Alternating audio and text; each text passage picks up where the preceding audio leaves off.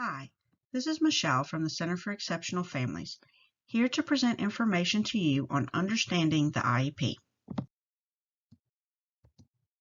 Overview.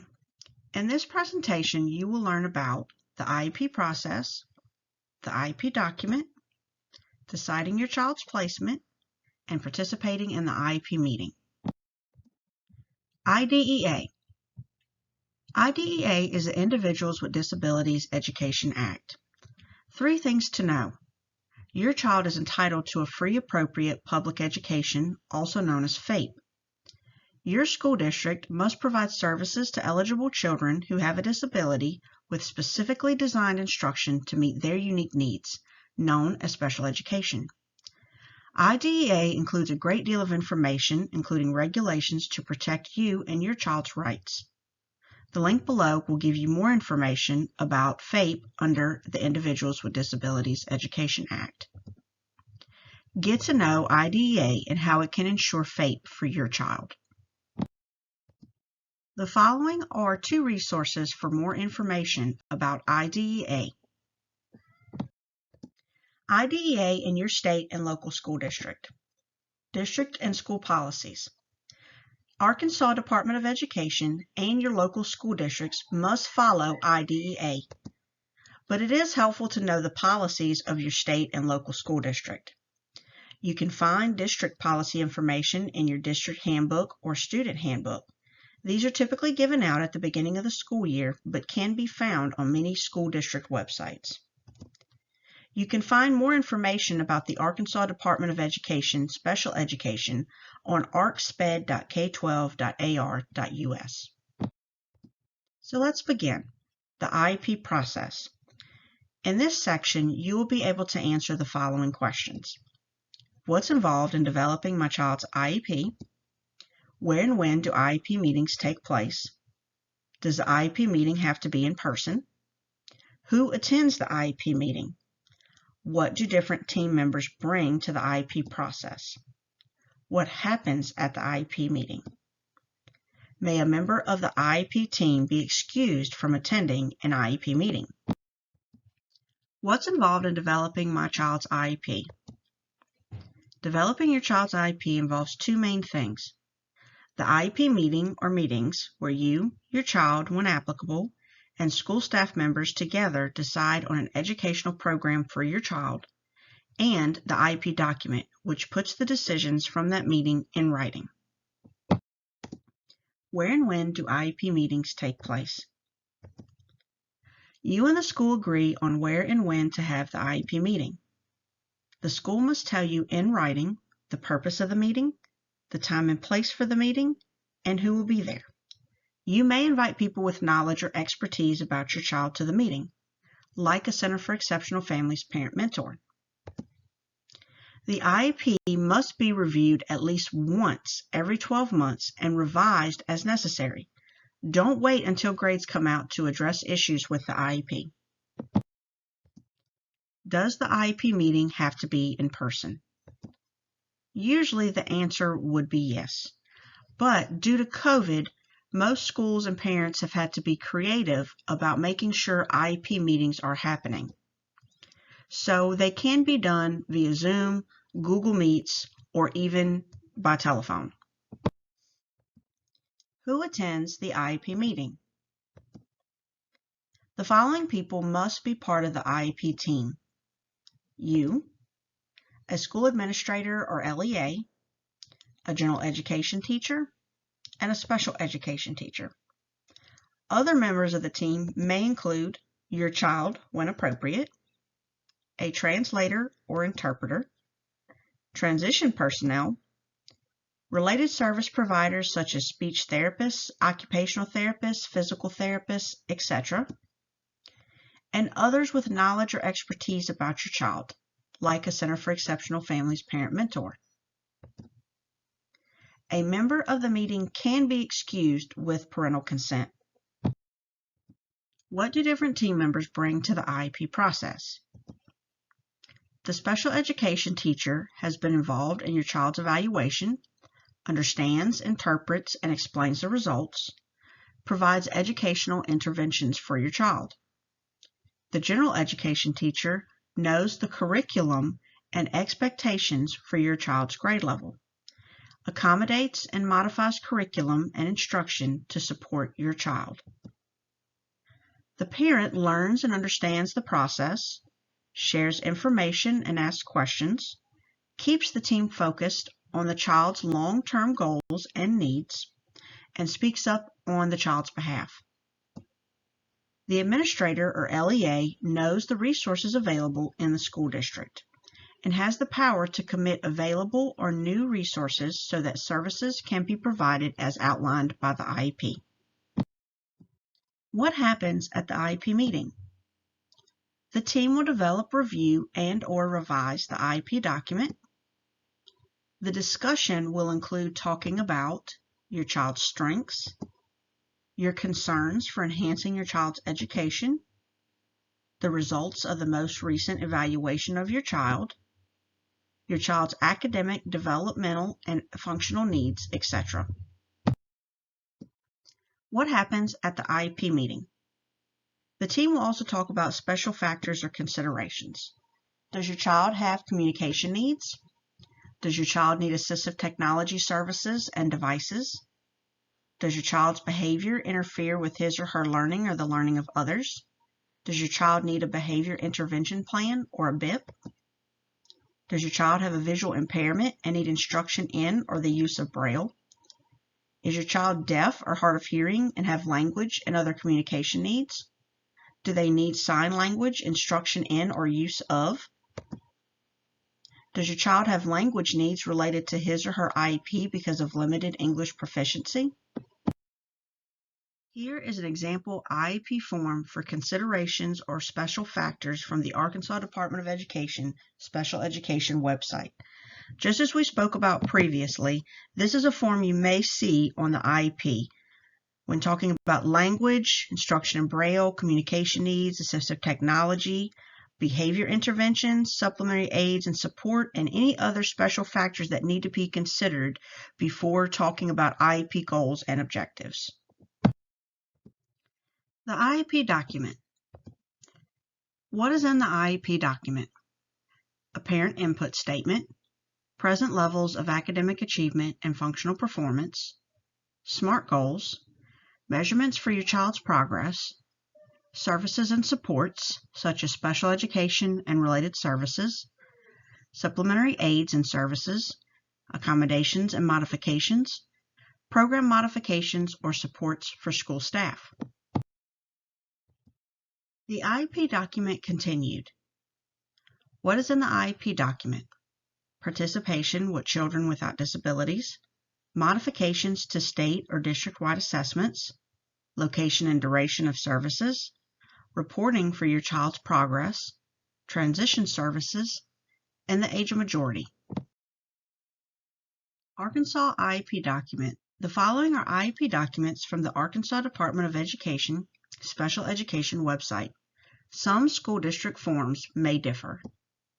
Early childhood, school age, and transition. In this presentation, we will use parts of the school age IEP form for examples. Present levels of academic achievement and functional performance. Present levels of performance may include academic skills such as math, reading, writing, science, daily living or self-help skills such as dressing, eating, using the bathroom, social skills like making friends, behavior, sensory skills, communication skills, mobility, getting around in school and the community, vocational skills such as working. Present levels of academic achievement and functional performance continued. Where does the information come from? For a new IEP, it will come from tests and observations done during your child's initial evaluation for eligibility. In revised and subsequent IEPs, it will typically come from evaluations during the year. Teachers and others who work with your child may also give information including your child's strengths and weaknesses, what helps and what interferes with your child's learning, objective data from current evaluations, and how your child's disability affects their ability to be involved in the general ed classroom. A clearly written and thorough present levels of academic achievement and functional performance is important because it is the foundation for the IEP and relevant IEP goals. The following is an example form from the Arkansas Department of Education Special Education website. It shows what a present level of academic achievement and functional performance may look like on an IEP. SMART goals. IEP goals describe what your child can be expected to do or learn during the school year. IEP goals should be SMART, specific, measurable, attainable, results-oriented, and time-bound. Specific names the skill or subject area and targeted result. Measurable can be measured by testing, screening, etc. Attainable means the goal is realistic for your child. Results-oriented lays out what your child will do to accomplish the goal. Time-bound includes a time frame for your child to achieve the goal and how often progress will be measured. How to write a SMART goal. Based on the information from the previous slide, the following is an example with a formula on how to write a SMART goal. You will need to know the time frame the student has to accomplish the goal, the specific goal, the setting, an assessment or measurement, an accuracy level, and any supports, services, aids, modifications, or accommodations the student may need to achieve the goal. SMART goal examples. The following is an example of a SMART goal based on the formula from the previous slide. By the end of the first 9 weeks, the student will correctly produce the pronouns he or she when retelling a story that was read aloud in the speech therapy room as measured by data collection with 80% accuracy and no more than 2 reminders in 4 out of 5 opportunities. Practice writing SMART goals using the formula to familiarize yourself what good IEP goals should look like. IEP goals are developed from assessments and evaluations and from the IEP meeting itself. Measuring your child's progress. The IEP team must decide how and when your child's progress will be measured. This must include a statement of special education and related services provided to enable the child to progress towards achieving the goals. Periodic reports on your child's progress will be provided to you every 9 weeks and documented on the IEP. Review them to decide, did the child meet or not meet the goal? Do any IEP goals need to be adjusted or removed? Should supports or accommodations be added in or taken out? Example form for IEP goals from the Arkansas Department of Education Special Education website. Since the IEP team is required to meet at least once a year, you will help create annual goals for your child's IEP. The IEP team, however, can meet more than once a year, so these goals could change before a year is up. The goal area will be listed here. This could include academic subjects such as English, math, reading, science, etc., but it can also include goals such as social, behavioral, communication, living skills, and work skills, etc. Here are the measurements for the progress of the goal. Multiple measurements can be checked for the same goal. And at the bottom, every 9 weeks, you should receive a progress report of your child's goals. They will also be listed on the IEP. Example Form 2 IEP Goals with Objectives from the Arkansas Department of Education Special Education website. This form is a continuation of the form on the previous slide. Here's where we spoke about annual goals. Below annual goals, there should be objectives. These are the steps that a student will need to complete in order to achieve their annual goal. Good IEP goals should have objectives. Again, here are the measurements for the goals and then the progress reporting, which should be once every 9 weeks. Services and supports. The IEP must list services and supports your child might need for FAPE, such as special education and related services that can include things like occupational therapy, speech therapy, physical therapy, mental health therapy, etc. Supplementary aids and services, which are accommodations, modifications, and supports for school staff, etc.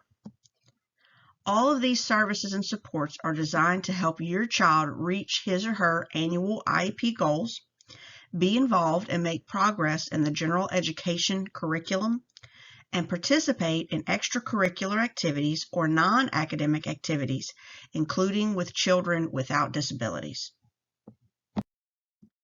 Special education.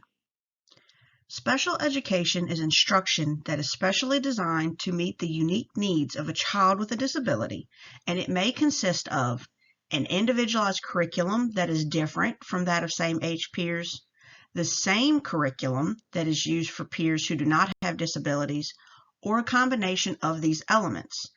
It is very important to remember, special education is not a place. It is not a classroom. Special education is specially designed instruction and services.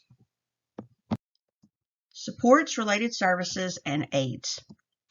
Examples include, but are not limited to, occupational, physical, speech, and mental health therapy, assistive technology, which could include communication devices, interpreting services, mobility service around school, transportation such as special education busing to and from school, medical services like psychological, school nursing, or health services, medical or adapted equipment, training for staff, a one-to-one aide or nurse. The courts have consistently agreed that related services includes anything that does not require a medical doctor and is needed by the child to benefit from his education. Accommodations and modifications. Accommodations are changes to how a student achieves a goal, like a support. Examples include changes to the presentation of material, changes to how the student responds, changes to setting, timing, or scheduling. Modifications are changes to what a student is taught or expected to do. Examples include changes to assignments or changes to the curriculum. Modification accommodation examples. The following is an example to help you determine the difference between modifications and accommodations. Jack is an 8th grade student who has learning disabilities in reading and writing. He is in a regular 8th grade class that is team taught by a general education and special education teacher. Identify which of the following are modifications or accommodations. I'll read the examples and give a few seconds before I give the answer. Jack will have shorter reading and writing assignments. This is an example of a modification because there has been a change to the assignment. Jack will have test questions read explained to him when he asks. This is an example of an accommodation. No changes have been done to the test or assignment, but he is being given support to be able to complete it. Jack will give his answers to essay-type questions by speaking rather than writing them down. This is an example of an accommodation. No changes have been done to the essay assignment. Rather, support is being given for him to complete it. Location and duration of services. As we previously spoke about, each of the services your child needs is written down in the IEP. The IEP must also include how often your child will receive the services, which means the numbers of times per day or week, how long each session will last, where the services will be provided in a general education classroom, special education classroom, therapy room, etc., and when services will begin and end. You will also talk about extended school year services, usually towards the end of the year, whether or not your child will qualify for more services over the summer. Example form for services and schedule of services from the Arkansas Department of Education Special Education website. Here is a form you may see on the IEP when talking about special education services. In this first column, you will check off and designate the type of service. For instance, it could be co-taught services in math. It could be speech-language services in communication. So there's different things you can check off, and you can check off multiple choices here. Here you'll pick the time or the amount of services that the student will receive. Then you will choose the frequency, how many times a day, week, month, or quarter the student will receive these services. And lastly, you will choose the setting that the student will receive the services. You can also have multiple settings checked: regular ed, special ed, therapy room, or other. Modifications to state or district assessments. The IEP team is responsible for determining how your child will participate in the state or district testing. The IEP team will decide which of the following options is best for your child: taking the regular assessment without accommodations or modifications, take the regular assessment with accommodations or modifications. It will also list those accommodations and modifications on the IEP. Or take an alternative assessment. Example form for assessment decisions on the IEP from the Arkansas Department of Education Special Education website. Here's a form you may see on the IEP that the team will use to determine if a student will do the regular statewide and district-wide assessments with or without accommodations, or if they will participate in alternative assessments and why they may need to participate in these alternative assessments. Reporting your child's progress. Under IDEA, you must be kept informed of your child's progress on IEP goals. Most schools report progress for IEPs and grades every 9 weeks. However, many schools do parent-teacher conferences and also may report grades and progress every 4 weeks. Make sure that you keep up to date on the progress your child is making on their IEP. Transition services. As outlined by IDEA, transition services must be provided for children with disabilities who have an IEP who are 16 years or older. Best practice is to begin talking about these services much earlier. At age 16, an individual transition plan must be written, called transition planning. Possible post-secondary options might include post-secondary or vocational education, integrated employment, continuing adult education, adult services, independent living, or participating in the community.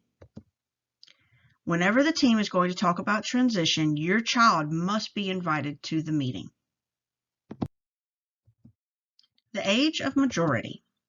The age of majority is the legal age established under state law at which an individual is no longer a minor and as a young adult has the right and responsibility to make certain legal choices that adults make. Educate yourself on the age of majority and what decisions your child can make about their IEP and services as an adult. Also educate yourself about guardianship and supported decision making if you feel that your child may need help making legal decisions in their adulthood. Transition service resources. Here are some resources so that you can find out more about transition services, guardianship, supported decision making, and the age of majority.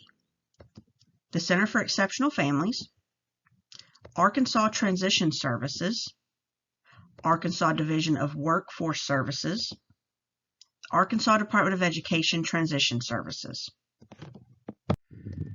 Deciding placement. Just as we talked about before, once the IEP team has decided what services your child needs, decisions must be made about where services will be provided. Placement is where your child's IEP is carried out. As the parent, you have the right to be a part of the team that decides your child's placement. This can include many different places, including general education, self-contained, resource, alternative learning environment, community-based instruction program, home, hospital, rehabilitation center, special school, or any combination of these. Now we will talk about children with disabilities participation with children without disabilities. IDEA strongly prefers that children with disabilities be educated in the general education class with children who do not have disabilities. They call this the least restrictive environment. Your child's least restrictive environment for the school day will be addressed at the IEP meeting in the IEP document. Least restrictive environment. Here we will discuss more specific information about LRE. In deciding your child's placement, the team must ensure that your child has the maximum opportunities to learn with non-disabled peers in academic, non-academic, and extracurricular school activities. This part of IDEA is called Least Restrictive Environment, or LRE. IDEA explains LRE as follows. To the maximum extent appropriate, children with disabilities are educated with children who are non-disabled, and special classes, separate schooling, or other removal of children with disabilities from the regular educational environment occurs only if the nature or severity of the disability is such that education in regular classes with the use of supplementary aids and services cannot be achieved satisfactorily. To find out more, you can follow the link below about least restrictive environment. Least restrictive environment continued. IDEA also says the following. The child's placement is determined at least annually, is based on the child's IEP, and is as close as possible to the child's home. Unless the IEP requires some other arrangement, the child is educated in the school that he or she would attend if the child had no disability. When looking at placement options, consideration must be given to any potential harmful effect on the child or on the quality of services that he or she needs. A child with a disability may not be removed from education in age-appropriate regular classrooms just because he or she needs modifications to the general education curriculum. Remember, special education is not a place. Special education is specially designed instruction and services. Example form for least restrictive environment considerations on IEP from the Arkansas Department of Education Special Education website. Here is a form where the IEP team will determine the student's least restrictive environment. Here it says, indicate the reasons why the IEP determined that provisions of services in the general education setting was not appropriate for the child. Of course, IDEA strongly encourages students to be educated with their peers in a general education environment. So if that is determined to not be suitable for the student, these considerations need to be checked. This is also where placement may be determined. A student may be in general ed a few hours a day, and in a special education class other hours of the day. All this information will be considered, and it will be determined which is the best placement for a student to receive their special education services. In our final slides, we will talk about participating in the IEP meeting. In this section, you will be able to answer the following questions. What do I do before the meeting? What do I do during the meeting? What can I do if we don't agree? What if we still don't agree? When the IEP is completely written, am I supposed to sign it? What do I do after the IEP meeting and before the next one? Can my child's IEP be changed without holding a meeting? What do I do before the meeting? The following are some suggestions of things you can do before the IEP meeting. Review information on your child.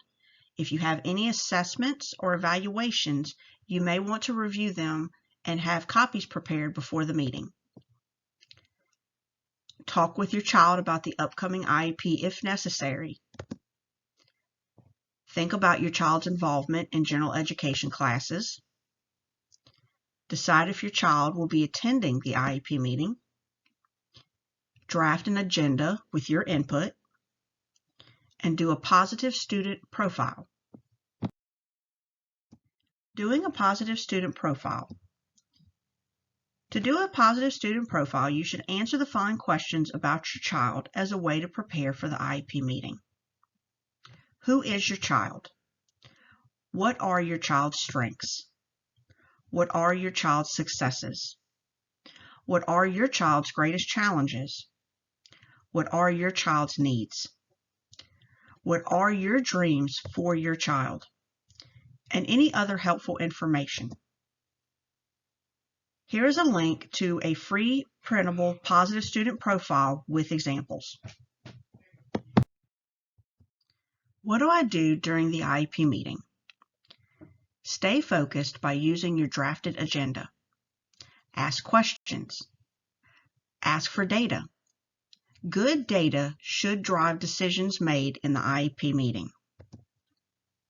Be thorough. Ask for policies and procedures. Try to keep your emotions in check. Take breaks if needed, and try to stay objective. Focus on your goals for your child. Be respectful of each other's opinions. What can I do if we don't agree in the IEP meeting? If the team cannot agree on a particular item after several minutes of discussion, suggest coming back to it later. This will help you make the most use of your time at the IEP. You can always come back to difficult topics later. Avoid getting stuck debating a particular point over and over, especially if it feels like you are not getting anywhere. Be clear in your mind on where you can and cannot compromise. Make use of checking your agenda to stay focused. Communicate in a reasonable, respectful, and calm way, and expect the same in return from other IEP members. What if we still don't agree? If it's the first IEP meeting, you can refuse to give permission for the school to implement the IEP until the issues can be decided.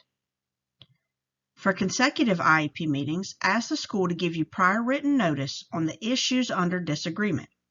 Written notice must tell you in detail what the school is proposing or refusing to do, why, and what information it used to reach the decision. Contact a parent mentor from the Center for Exceptional Families. You may request IEP facilitation or mediation through the Bowen School of Law. This is a free resource for parents and schools that may be in disagreement. You may file a state complaint or due process through the Arkansas Department of Education. When the IEP is completely written, am I supposed to sign it? You will probably be asked to sign the IEP. If you agree with the initial IEP, you must sign before the school can implement the IEP. In Arkansas, your signature on other IEPs simply means you attended the IEP, but always clarify to be sure. If you do not agree with the IEP, put that disagreement under parental concerns on the IEP or submit a letter stating you do not agree and why. There is no regulation that says you must sign the IEP immediately at the end of the meeting or at all. You can take time to review the IEP before signing. Can my child's IEP be changed without holding a meeting? Yes, but it should only be for minor changes. If there was a mistake made on the IEP or something simple, the school can send you a revised copy for you to sign to make minor changes on the IEP. What are some things you can do after the IEP meeting? Write an email or letter restating information from the IEP meeting and ask any clarifying questions. If you ran out of time, plan a follow-up IEP meeting to finish discussing items that were not completed. Complete any paperwork that needs to be signed, including permission to evaluate forms for assessments. If you are satisfied with the IEP meeting, ask when you will receive a copy of the IEP and any related paperwork. You can update your binder or request a Center for Exceptional Families IEP binder. Then put new IEP forms and other documents into this to keep for your records. Final words and thoughts. Keep in mind that developing an IEP is a learning process. When parents and school staff work together, the best results for your child can be realized. This has been a presentation from the Center for Exceptional Families with support from Ideas That Work, the Office of Special Education Programs from the U.S. Department of Education. Feel free to reach out for more information.